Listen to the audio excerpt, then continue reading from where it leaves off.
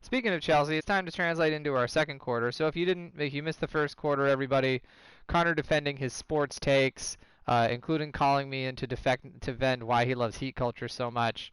But we're live, we're Twitch, it's 8 o'clock, it's Tuesday. Follow us and subscribe to us. We have so many platforms. We have a podcast, we have our Twitch stream, we have YouTube. We're such a flexible brand that we're here for however you want to be a part of us. We're So the real triple threat. we can sing, dance, and act in any way that you need us. So it's really easy to take us on the go, watch us as you're trying to, go to sleep, or even just come out and chat with us live. So we're here for us. Join us in any way you see fit. But something I want to join in is on some soccer talk, and I want to talk about. Oh, that needed to go in. I wanted to talk about the men's national team, Connor. So they put up a 2-1 loss to Switzerland, and we learned a lot about them.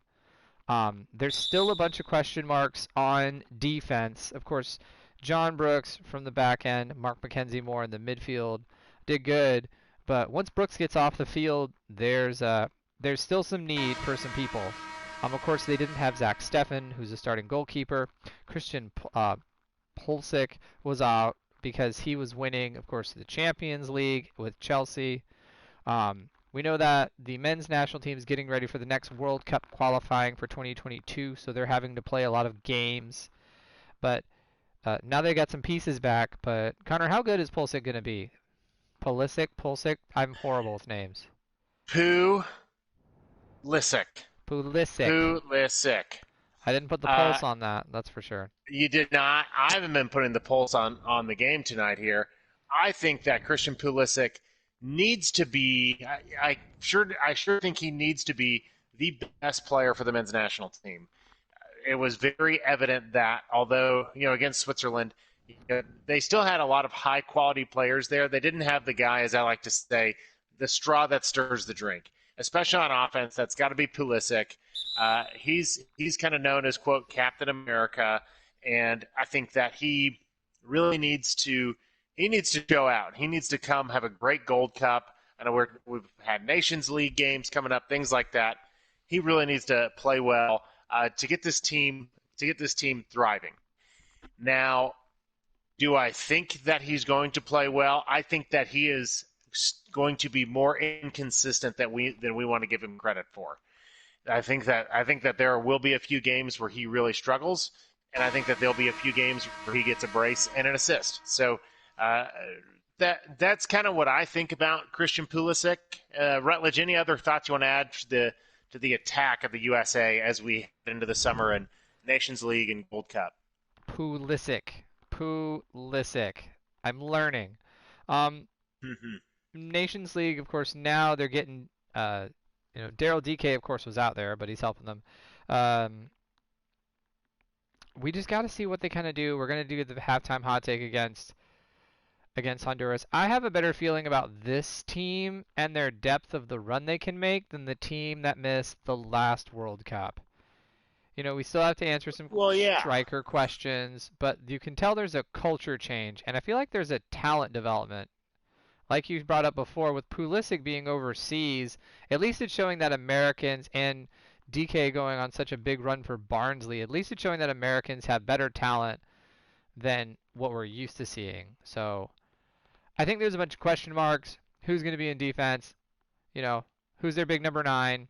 Who's going to be the scorers? How do they compete with other teams in the Kanafka Cup? I am struggling. CONCACAF. CONCACAF. Thank you, Connor. CONCACAF. So, no, and I think, Rutledge, you're right. And we're talking about the number 9 spot for men's national team.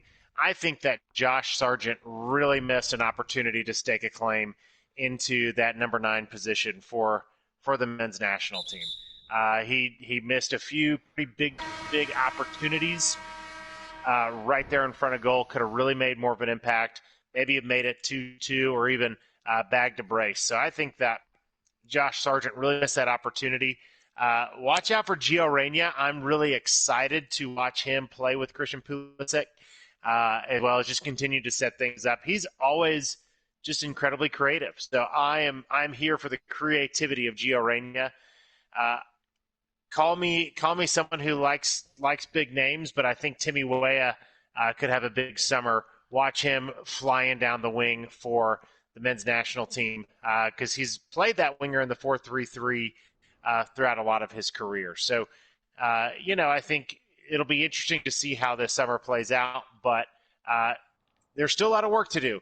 I think that this team is not the team from 4 years ago, but in a lot of ways, there's a ton of hype around this team and almost the thought of, oh, it's a given right to make the World Cup. There's a lot of teams in CONCACAF that would love nothing more than to beat the U.S. Definitely. So one of those teams could be Honduras as they get ready to play this Thursday. Now we transition to our second half. We'll bring it back into some Got more. that. What in the There we world? go. Buckets. 1814 Lakers, Suns, all-time teams here in 2K. But let's transition to more American time. So Connor, Orlando City lost their first game of the season. They played the New York Red Bulls, lost 2-1. But before we announce that and break down that game, huge announcement that broke this afternoon while I was walking around a grocery store is Daryl DK is coming home. Our boy's coming back. He's done being overseas. How do you feel? I feel like I wish that we had the licensing to the song "He's Coming Home." I'm coming home, coming home. You know Don't that sing it song? anymore. We can't pay for that. So no, definitely exciting about that. I think that we've we've been able to really hang on for some results and some points.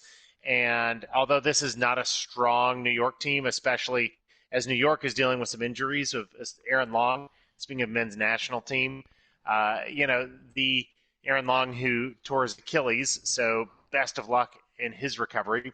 But I think that, yeah, it's obvious that Tesho Akindele is not the answer at that number 9 position long term. Maybe could come in, provide some juice off the bench, but he is definitely, he's not the guy. So, and there's a lot of folks that had to step in and play a role, and they just kind of came up flat.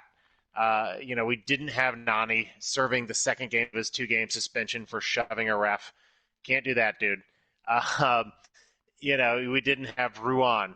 We didn't have a few really consequential players, and I think that showed on Saturday. I am excited with what Vanderwater did, though. He didn't start, but he did come in and contribute the goal of the game. Um, as we've talked, he's still adding his wealth, and I'm happy to see that he's continuing to become a piece that the team needs. Oscar Pereira teams are known to bring in a lot of youth and a lot of unknown names and kind of build them up through the system. So I'm still happy with Vanderwater's performance.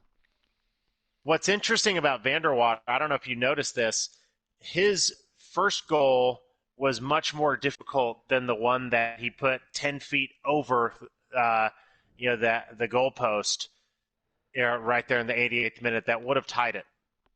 And I know that I'm sure that had there been a ball at my feet, I could be right in front of an open goal and totally botch it. But Sylvester Vanderwater does get paid, that is his profession, to make goals and to do good at soccer. So I wish he played better there, but he definitely came on strong and is proving that he deserves more playing time in the midfield for Orlando. Yeah, definitely as it shows, the Orlando City is still moving in the right direction, but when the going gets tough, they still got to get going. Mm-hmm.